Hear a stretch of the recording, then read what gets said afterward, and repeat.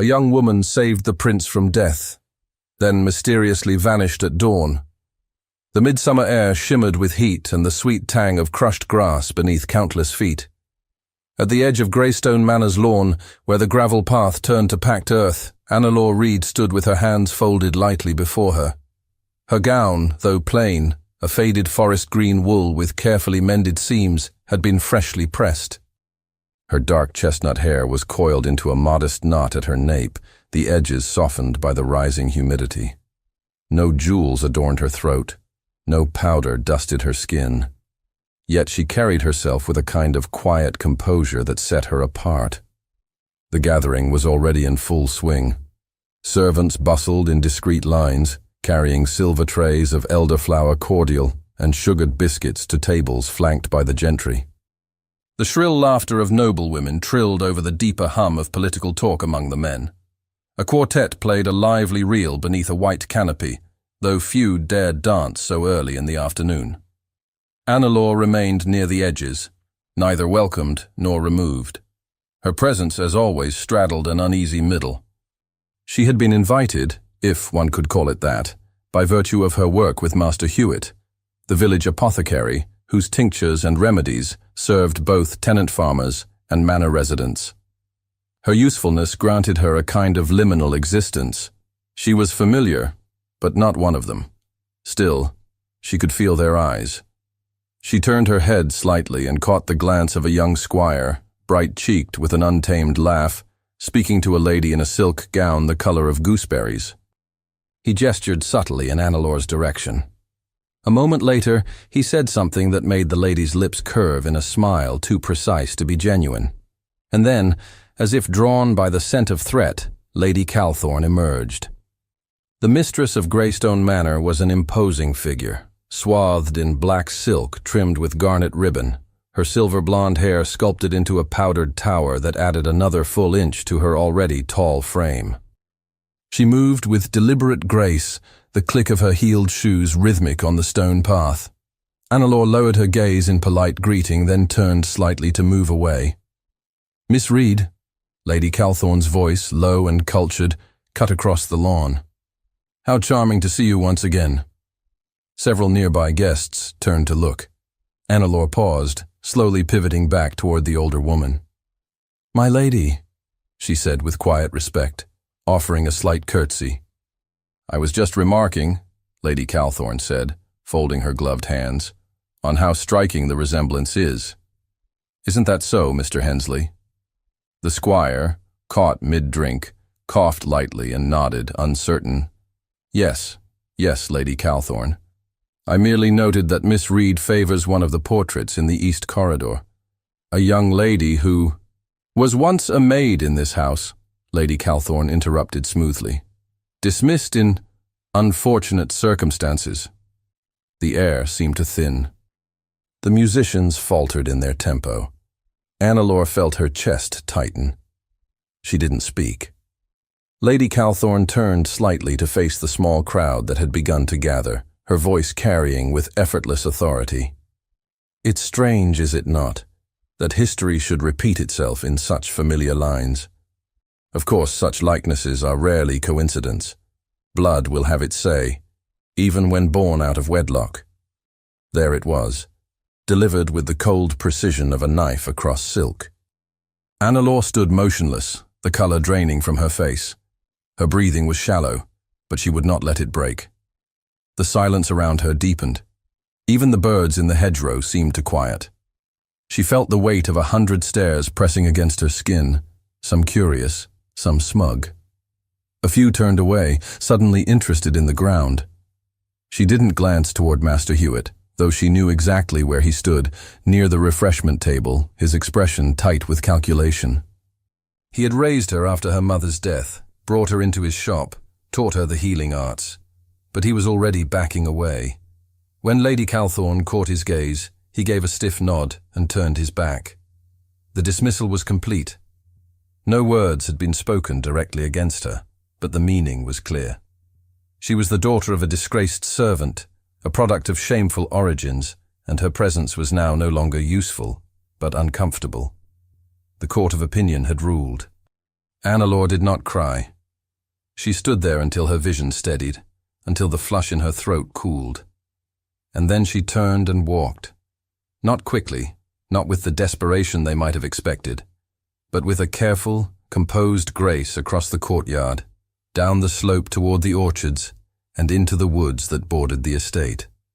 The sky had shifted. Clouds rolled in from the west, dark and low. The warmth of midsummer had turned clammy, wind raking through the trees like fingers seeking purchase. She moved deeper into the woodlands, past the moss-covered stones, past the gnarled roots where she used to play as a child, her footsteps quickening only when she was certain no one could see. Branches snagged her sleeves, brambles clutched at her skirts. The tears came only after the manor was long behind her. She paused near a narrow brook, knelt, and cupped water to her face. Her reflection, blurred by ripples, looked unfamiliar, cheeks too pale, lips pressed too hard together. Her hands trembled, and she didn't know if it was from the cold or from the sudden wrenching emptiness in her chest. There was no home to return to now. Master Hewitt would not welcome her back.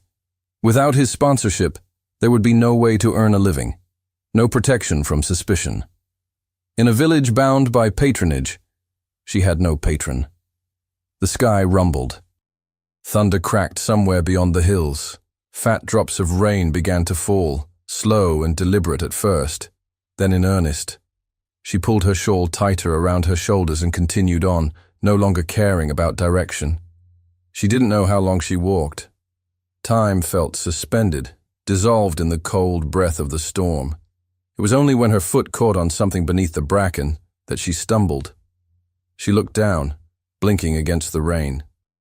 There, half buried in mud and fern, was a boot, attached to a leg, a body. Her breath caught. He was lying awkwardly, as though dropped mid-motion. His coat was dark, soaked through with rain, but not torn in a way that suggested a fall. His hair was damp, sticking to his forehead. Blood trickled from a gash at his temple, mixing with water in the hollow of his throat. She knelt beside him, pressing 2 fingers to the side of his neck. A pulse, weak but steady. Her mind raced. She looked around. The path behind her was barely a path at all now, swallowed by trees and mist. No time to think. No time to hesitate. She gripped him under the arms, ignoring the searing ache in her shoulders, and dragged him, inch by inch, toward the nearest place she could remember. The old shepherd's shelter lay just beyond the western ridge, a crumbling stone hut with no door and half a roof, abandoned years ago. She half carried, half pulled him over roots and moss, murmuring encouragement he could not hear. By the time they reached it, her muscles burned, her clothes clung to her skin, and the rain had turned the forest floor to sludge. Inside, it smelled of wet stone and rotting straw, but it was shelter. She eased him down onto a pile of old sheepskins, checked his wounds, and tore a strip from her own shift to bind the bleeding. Her hands were steady.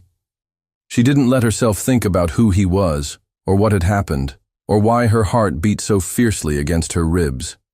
Only when she unfastened his soaked outer cloak to inspect for other injuries did she see it. Embroidered inside the lining, half hidden beneath the fold of wool, was a sigil stitched in crimson and gold, a crowned lion rampant, clutching a sword. Avildon. Her breath stopped. He was no ordinary man. He was the prince. And from the trees outside, the sound of horses, several, broke through the rain. Rain poured in silver curtains through the hole in the roof, drumming against the sagging timbers above. The shepherd's shelter was nothing more than a crumbling pile of stone and shadow, but Annalore had managed to clear the worst of the old straw and lay the prince, on a patch of burlap she found bundled in one corner. The moment she'd seen the sigil stitched into his cloak, her heart had leapt into her throat. Prince Edward of Avildon, the second son, heir presumptive to the throne since the king's line had thinned, a royal man, lying senseless in her arms like any other. She moved quickly and without hesitation, burying her panic beneath the cold clarity of habit. Years of tending wounds, of calming fevered children and staunching the bleeding of farmers crushed beneath oxen, had taught her that fear had no place in a healer's hands. She lit the small lantern she kept in her satchel, its flame muted by the storm. Shielding it beneath her shawl to keep it from casting light through the cracks, she placed it beside him and began her work. Blood had matted his golden hair to his scalp. She used a strip of linen to gently clean the gash at his temple, dabbing it with diluted comfrey and yarrow tinctures she'd preserved in glass-stoppered vials. His skin was clammy, his pulse erratic. She tugged open his cloak and jerkin, wincing at the blood-stained shirt beneath. His side was swollen, likely bruised or cracked ribs, but the wound in his shoulder needed more attention. She rinsed it with water from her flask, ground dried chamomile and marigold between her fingers, and pressed the mixture into the cut. He stirred, his mouth twitching as a groan broke past his lips. They shouldn't have. His voice cracked, raspy with pain. Orders, not mine. She leaned closer, pressing a cool cloth to his brow. His words came in pieces, fragments of thoughts trailing off into sleep. Betrayal, wrong orders, something about riders. But the only danger tonight came from the storm, which now raged beyond the broken doorway in gusts and howls. She didn't ask questions. She didn't speak her name. Instead, she sat at his side and worked, her hands steady, her heart a storm of its own. When thunder cracked above them, he started awake, reaching for something unseen. She grasped his hand instinctively, anchoring him with her touch. It was warm and calloused, startling in its strength. Rest, she murmured. You're safe. He stilled. The hours passed slowly. Rain tapped like fingers against the stone walls. She checked his bandages twice, added feverfew to his temples, and slipped her own cloak over him to keep the chill from creeping in. She kept the shawl over the lantern, letting only a dim glow fall over them. It felt as if the storm had trapped them outside of time, wrapped the shelter in its own breath, and left the rest of the world far behind. He woke again near midnight, more lucid this time, his green eyes unfocused but searching. Where? His voice was hoarse, but beneath it was a strength that reminded her of who he was. In the hills, west of Greystone, she answered quietly, squeezing water from a cloth before pressing it to his lips. You were hurt. I found you. He drank, and his eyes didn't leave hers. You saved me. She didn't respond. A flicker of expression crossed his face. Confusion, pain, then something deeper. Gratitude, perhaps, or recognition. His gaze dropped to the flask in her hand, then back to her face. Your hands, he whispered. They don't tremble. They can't afford to, she said. He let out a breath that might have been a laugh, but it broke on the edges of pain. She helped him lie back, adjusting the folds of her cloak to keep him warm. You're not, he started, but winced before finishing. She didn't ask what he meant. The answer didn't matter. For tonight, he was a man and she was a healer, and that was all the world could bear. Sometime near dawn, his breathing steadied. The fever that had begun to creep over his skin receded beneath the weight of her remedies. Pale light began to filter through the cracks in the walls. She stood and crossed to the ruined doorway, scanning the misted woods for signs of pursuit. The storm had eased to a fine drizzle. The sky beyond the ridge was softening from pewter to silver. When she turned back, he was sitting upright, his back braced against the stones. You shouldn't move yet, she said, crossing to kneel beside him. His eyes met hers fully this time, clearer, sharper. He was no longer the broken man she'd pulled through the bracken. He was returning to himself piece by piece. I know who you are, he said softly. You knew me first. Annalore didn't answer. His gaze traveled over her face, resting briefly on her mouth, then back to her eyes. You saved me. And yet, you won't tell me your name? She rose, brushing off her skirt. No. Why? Because it isn't one you should remember. He tilted his head slightly, a muscle twitching at his jaw. You're wrong about that. Annalore turned away and reached for her satchel. The moment the sun cleared the ridge, riders might return.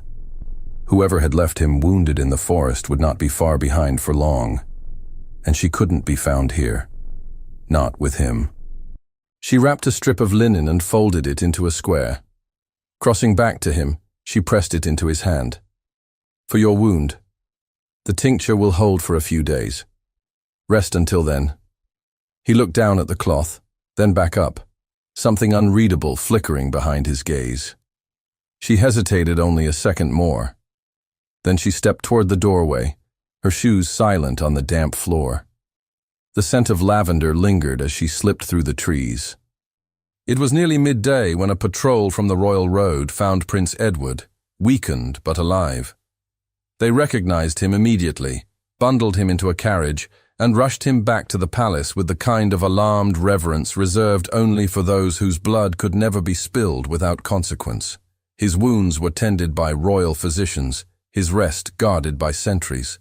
But though his body healed, his mind remained unsettled. He gave no report of the hours between the ambush and his rescue. When asked who had helped him, he said only that he remembered little. No one questioned him, not openly. He had been attacked, perhaps by highwaymen, though some whispered darker things. His brother, the king, demanded he stay within palace walls until further notice. He agreed outwardly, nodded through meetings, and returned to his quarters with uncharacteristic silence. But sleep did not come easily. He remembered her hands first, then her voice, her refusal to be known. He remembered the way she had watched him with careful eyes, the tremble of her fingers that never came, the feeling of being tended not as a prince, but as a man. The memory of her face hovered between clarity and dream. One morning, just past the third day of his recovery, Edward woke before dawn and dressed not in his court attire, but in the plainest clothes he owned. A brown coat, leather boots, a shirt without lace or embroidery. He fastened a small satchel of coin to his belt and took only what he needed. A stable boy let him ride out under the assumption he was inspecting the grounds. He passed through the palace gates unnoticed. By the time the king's household awoke, Edward was already a day's journey north. He traveled without attendants, keeping to the old trade roads and the shelter of wayfarers' inns. In his silence and modest dress, he passed for a minor merchant or a scholar, a man of no particular consequence. His thoughts were fixed not on his name or station, but on a patch of wild hills near Greystone, and a woman who had walked away from him before he could ask her to stay. He reached the edge of the village under cover of morning mist. The sky hung low, the air sharp with the scent of peat smoke and damp earth. He dismounted near the edge of the commons and walked toward the well at the center of the village green, his heart drumming with a quiet, relentless rhythm. She was there. Her hair was loose, curling with the morning damp. Her eyes shadowed beneath a sleepless brow. She bent to draw water, unaware that someone was watching her. Then slowly, she lifted her gaze and saw him. The village of Greystone stirred slowly in the mornings, wrapped in the blue hush of mist and the scent of damp loam rising from the earth. Edward stood just outside the apothecary shed behind Master Hewitt's former cottage, the air cool against his skin, sleeves rolled up to the elbows as he reached into a bed of wild feverfew. Across the narrow garden, Annalore moved with silent purpose, a woven basket hanging from one arm. She hadn't spoken more than necessary since the morning at the well, when their eyes had locked and memory had crashed between them like a wave. She hadn't asked who he truly was, nor had she demanded answers about why he had come back. If she'd been surprised to see him again, she gave no sign of it, but she hadn't turned him away either. When he'd asked, quietly, cautiously, for instruction in herbal work, claiming an interest born from convalescence, she'd studied him for a long moment before nodding once. He had given a false name, Thomas Vale, and she hadn't questioned it. But something in her gaze had made it clear she didn't believe a word of it. Still, she allowed him to follow her into the woods, to kneel beside her as she gathered angelica and dockleaf. She let him lift the kettle off the hearth, handed him sprigs of mint to crush, and wordlessly passed him a vial when he forgot where she'd placed it. Small things, quiet permissions, as though testing the weight of his sincerity with every hour he remained. They worked late into the afternoons, sometimes into the night. By the second evening, he was standing beside her as she poured beeswax into salve jars, his hand brushing hers when he steadied a cooling bowl. He didn't speak of the night in the shelter, and neither did she. The memory hung between them, unspoken, thrumming, persistent. One evening, he leaned too close to inspect the edge of a burning poultice, and she turned her face just as he did. For a breathless moment their cheeks brushed, the soft warmth of her skin grazing his. She pulled back first, though not abruptly. Her eyes held his for a beat longer than necessary before she reached for another cloth, saying nothing. The work continued. Their rhythm deepened with the days. In the hush of candlelight, in the murmur of pestle and mortar, their silences grew charged. She moved, as if every step was weighed against discretion, as though knowing too much would break something they hadn't named. And yet, she allowed him to stay. He didn't ask why. He only watched. Annalore often avoided the center of the village, preferring to trade remedies by leaving parcels at the doorsteps of those she helped. But on the 6th morning, she ventured toward the main lane, leaving Edward to label a shelf of jars in her absence. The fire crackled gently behind him, and he adjusted the writing on each scrap of parchment with quiet focus.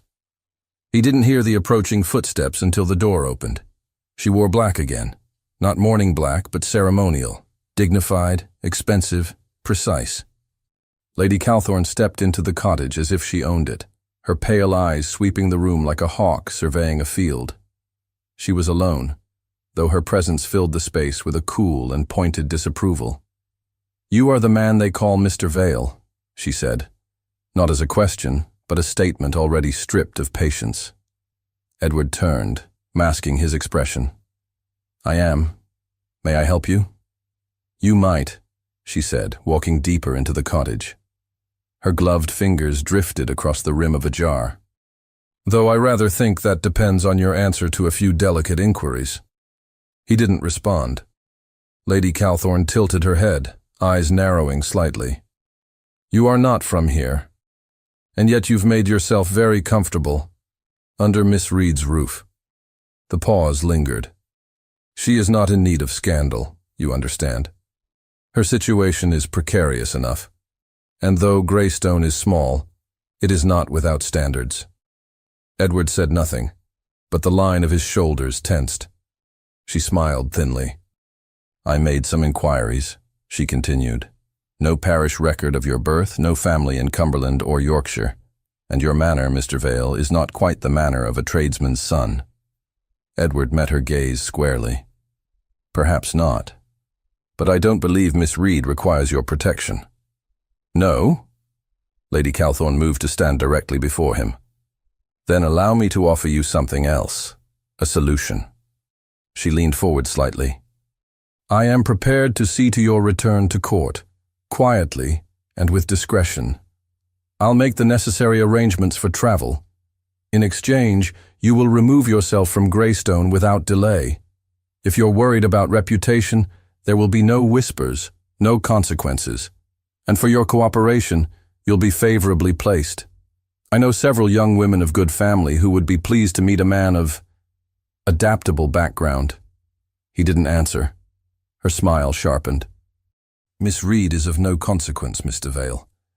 Whatever you imagine this may be, it cannot be sustained. She will never be welcomed into society, much less a world as delicate as yours. Your attachment, however touching, would ruin her more than you realize." Edward stared at her in silence. His hands had clenched at his sides. Lady Calthorne turned away without waiting for his answer. "I'll expect to hear of your departure by week's end," she said over her shoulder. "Preferably sooner." She left the cottage with the soft click of her heels, the scent of rose oil trailing behind her. Neither of them had noticed the half-ajar window near the back wall. nor the slender shadow just beyond it, standing still in the garden's overgrown edge. Annalore didn't wait to hear more. She stepped away from the window, the breeze tugging at her shawl. Her breath came too fast. Her stomach knotted with something sharp and heavy. She had only gone to the baker's stall, only meant to return before the tea finished steeping. She hadn't expected to find Lady Calthorne at her door, and she hadn't meant to overhear. But she had. She'd heard the words. Of course she had. She had been standing there long enough. Remove yourself from Greystone. Favorable marriage. No place for her. She didn't need to hear Edward's answer. His silence had said enough. The rest of the day passed in a blur. She returned to the cottage after Lady Calthorne's departure, face composed, and found Edward standing at the counter, his jaw tight. He turned when she entered, but she said nothing. She only crossed to the stove, stirred the tea, and asked if he needed more willow bark pressed. They worked side by side as they had every day, but the rhythm had changed. Something had shifted, cracked. When the candles burned low and the hearth turned to embers, she wished him a quiet good night and retreated to the small room off the rear of the cottage. He watched her go, not knowing that she would not return. Hours later, long after the village had gone still and the moon cast thin light over the fields, Annalore packed a basket with quiet hands. She took only what she needed, a change of clothes, a pouch of coin, a folded note she had once tucked away in case of flight. She paused at the door, staring at the room she had made her own, the shelves filled with her work, the walls lined with dried herbs and pale linen. Then she turned, crossed to the front room, and placed a single sprig of half-dried lavender on the sill. The air was cool and still when Edward awoke, the scent of tea still faint in the corners. He crossed to her room and knocked, once, twice. No answer. He opened the door. The bed was empty. He walked back to the hearth. The fire had gone out. Her baskets were gone, and on the windowsill, just beside the morning light, lay the lavender, fragile, wilted, and final. The bells from the chapel tower rang low and sweet across the valley, signaling the start of Greystone's harvest festival. The square was already alive with color and movement, ribbons tied to tree branches, wreaths of dried wheat above every door, the scent of roasted apples and cinnamon thick in the air. Long trestle tables lined the main lane, draped in linen, their surfaces crowded with pies, jugs of cider, and baskets brimming with late autumn squash. Children darted between the adults, trailing laughter and crumbs. It was the last celebration before winter would close its fist around the land, and the village had turned out in full. At the edge of the crowd, Annalore stood half-shielded by the curve of a cottage wall, her cloak pulled tightly around her shoulders. Her hood was up, though she knew it was little disguise. Several villagers had already looked her way with wary expressions, half curiosity, half unease. She had returned only the day before, slipping back into Greystone after a week of silence and solitude. She hadn't sent word. She hadn't dared. The cottage she'd once called her own had not been touched. A fine layer of dust lay over the hearth and table. The lavender she had left behind had withered into brittle stalks. She had returned because of the festival, because it was tradition, and because she had always loved the way the village glowed with warmth at harvest's end. But also because something in her could no longer bear to stay away. Not when the days had turned too quiet. Not when his absence felt too heavy. She hadn't seen Edward since the night she left. Now, surrounded by laughter and music, she stood still and apart, watching the rhythms of life she had once belonged to. Her hands were cold. The knot in her chest wouldn't loosen. At the far end of the green, a small stage had been erected, no more than a raised wooden platform for the mayor and landowners to offer their annual blessings and speeches. Lady Calthorne stood near its center, speaking softly to the mayor. Her black gown gleamed in the morning light, her posture regal and fixed. She had not seen Annalore, not yet, but she did not remain unaware for long. As the speeches began and the crowd gathered more tightly, Lady Calthorne's gaze swept the audience. When it landed on Annalore, she paused. Her smile did not falter, but her eyes sharpened. She took the stage. "My dear villagers," she began, her voice smooth and well-practiced, carrying effortlessly above the crowd. "It brings me joy to see such devotion to our customs. The harvest is a time of gratitude, of honoring the labors that feed us, clothe us, warm our homes.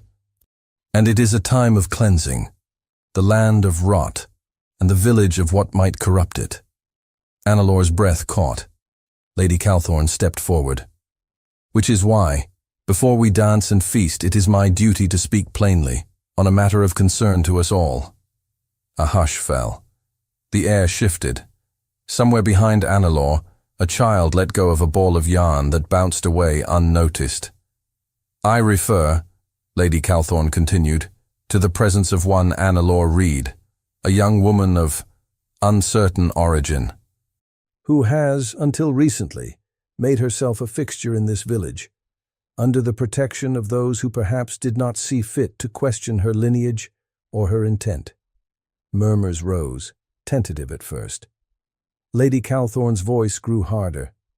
"She is no longer under such protection, and in her absence, troubling revelations have come to light. Rumors of her involvement in matters that are not only improper, but dangerous. It is said she uses her herbs not only for healing, but to manipulate, to seduce." The crowd stirred uneasily. Some frowned, others whispered. Annalore stood frozen.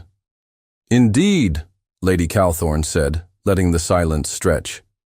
"There are whispers of her having ensnared a man of noble blood, hiding him, treating him in secret, perhaps in hopes of binding him to her through unnatural means." Someone gasped. "She would have you believe she is harmless. But deception often wears the plainest face. She did not act alone, nor innocently. There is talk of influence, of potions, of enchantment. I need not say the word aloud. You all understand what I imply." Annalore's hands clenched at her sides. "Such dangers cannot be permitted in a place like Greystone," Lady Calthorne concluded, voice rising with practiced authority. "I call for her to be removed, for the safety of this village and the purity of our traditions." The crowd wavered. Some looked to each other, uncertain. A few took a cautious step back, as if unsure whether to speak or remain silent. Annalore felt the pull of their confusion, some suspicious, others frightened, most unwilling to choose a side. Lady Calthorne opened her mouth again to seal the moment, but another voice cut through the gathering like a blade. "Enough!"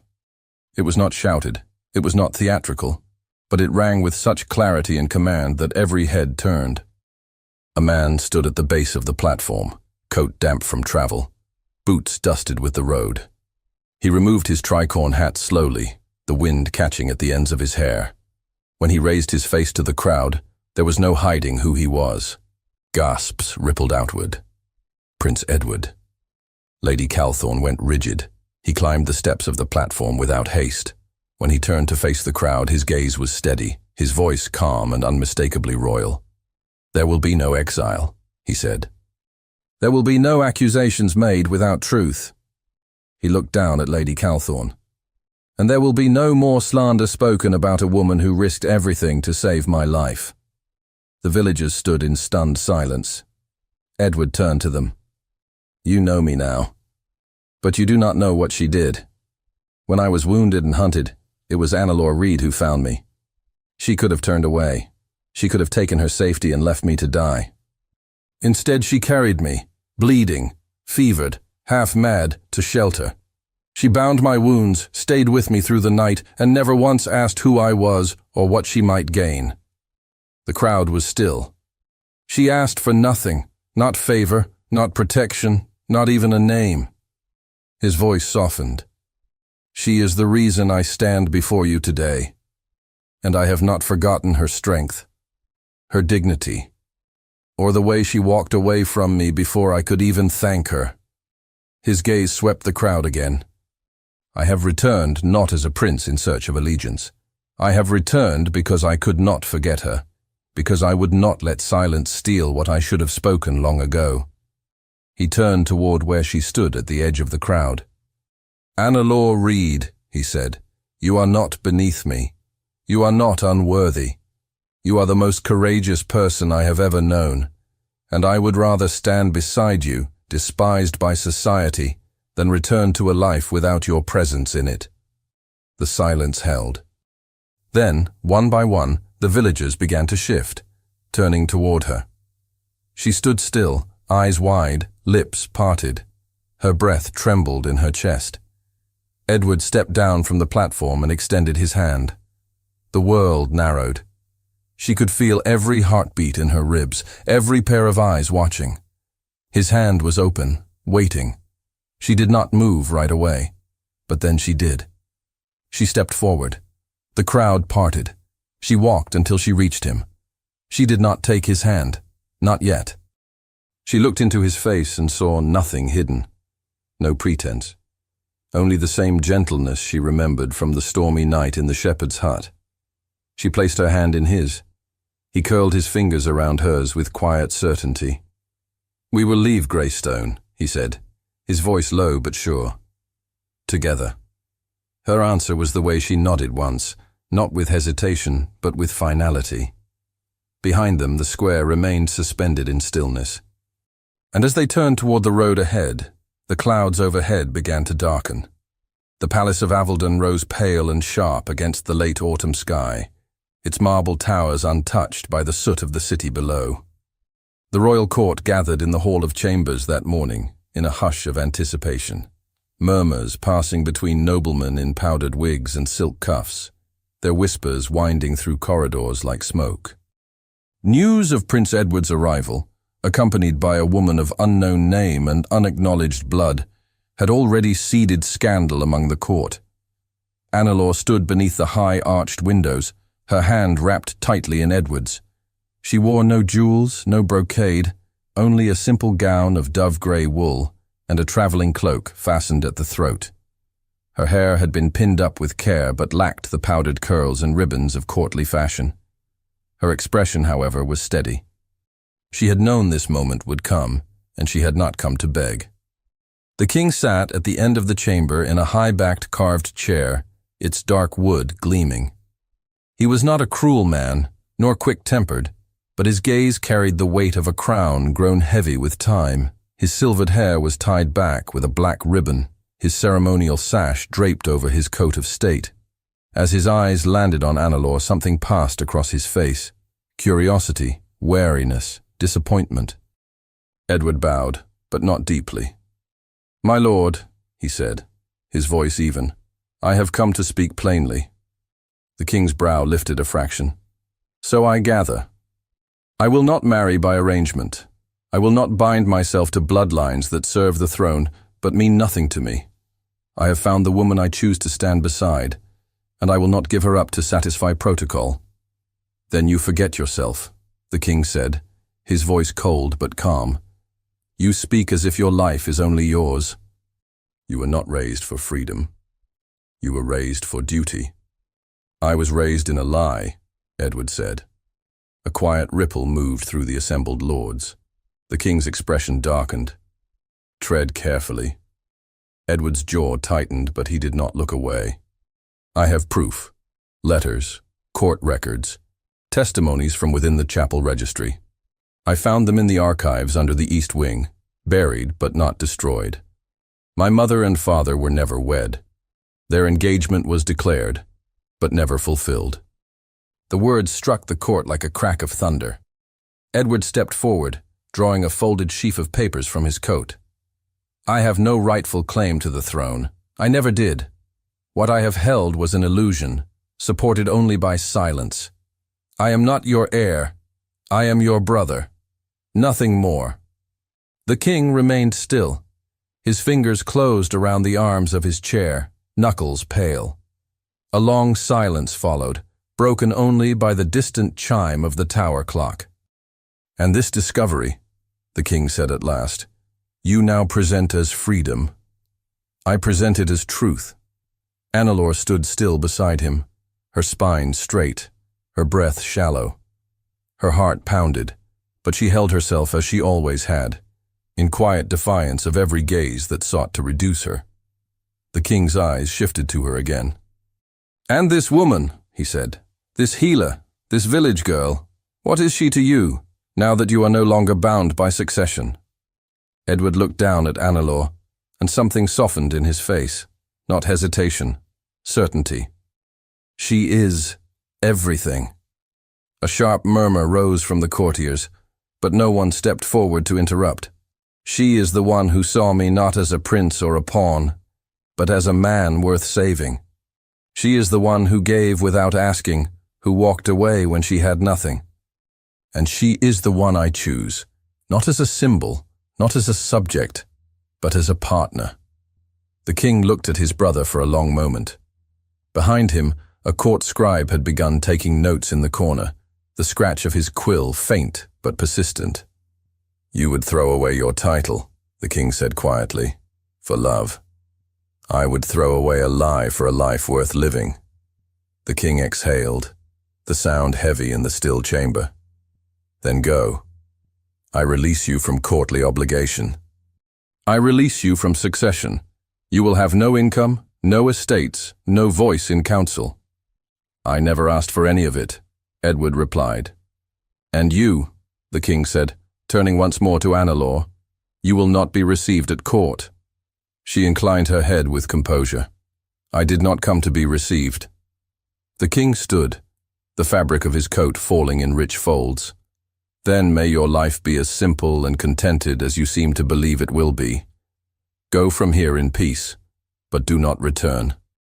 Edward bowed once more, not as a subject, but as a man offering the final gesture of a chapter closed. They left the palace together. There was no procession, no fanfare. Only the soft echo of their footsteps fading down the stone corridor and the open sky waiting beyond the gates.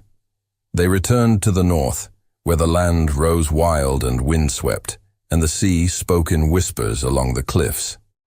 It was there, near the moor-bound coast, that they found a stone chapel weathered by years and salted air. It stood alone among the heather, its bell rusted but its door still sound. They were married on a morning kissed by mist. No heralds announced their vows, no nobles stood witness. Only the village priest, his robes simple and clean, stood between them as they clasped hands and spoke words that needed no embellishment. The wind swept through the grass as they stepped from the chapel into the light. There were no titles, no guards, no kingdom waiting, but there was truth, and there was choice. They settled in a whitewashed cottage on the edge of a cliff where the wind never quite ceased. Annalore reopened a small apothecary, her shelves lined with balm jars and dried leaves hung from the beams. Edward, no longer a prince, spent his days teaching village children to read beneath the great oak near the schoolhouse. His students called him Mr. Edward, and he answered without hesitation. The years passed with the quiet grace of something that no longer needed to prove itself. In the small coastal village where the wind rarely rested, Annalore and Edward built a life shaped not by duty, but by devotion. The garden grew thick with lavender, thyme, and rosemary, their stems heavy with the rhythm of the seasons. The breeze off the sea carried salt and the scent of blossoms through the open windows each evening. Annalore, now both wife and mother, moved with the calm of someone who had laid fear to rest. The village apothecary bore her name now, and her hands still healed, small wounds, old aches, and sometimes simply the weariness of the heart. People came to her not out of obligation, but because they trusted her. Edward had become the village schoolmaster. He taught beneath the great fig tree near the field, worn books open in his lap. Children gathered close around him. He spoke to them of letters and numbers, but also of stories, ones that mattered more than crowns or legacies, stories of courage, choice, and love. Each evening, they gathered in the garden, bathed in golden light. Their child ran between the lavender bushes, his laughter rising gently above the sound of the waves. Sometimes Edward lifted him high onto his shoulders, while Annalore watched from the doorway, a linen towel in her hands, a quiet smile on her face. There was peace, There was permanence. Nothing else needed to be proven, nothing else needed to be said. The past, with its burdens and scars, had been left behind. Not forgotten, but transformed. And there, among flowers, books, and shared silences, lived a love that no title had bestowed, and no renunciation had ever taken away. They had chosen each other, and that had been everything. Thank you so much for listening to this story all the way to the end. We hope it moved you as much as it moved us while telling it. We'd love to hear your thoughts. What did you think of the story? Leave us a comment telling us where you're listening from and what you liked the most. On a scale of 0 to 10, how would you rate this story? If you enjoyed this story, don't forget to subscribe to the channel and give it a like to show your support. That really motivates us to keep creating and sharing more stories full of emotions and life lessons. And before we say goodbye, we'd like to remind you that on the end screen, you'll see a recommendation for another exciting and charming story. If you'd like to enjoy it, just click on the video. Thank you once again for being here, and we'll see you in the next story.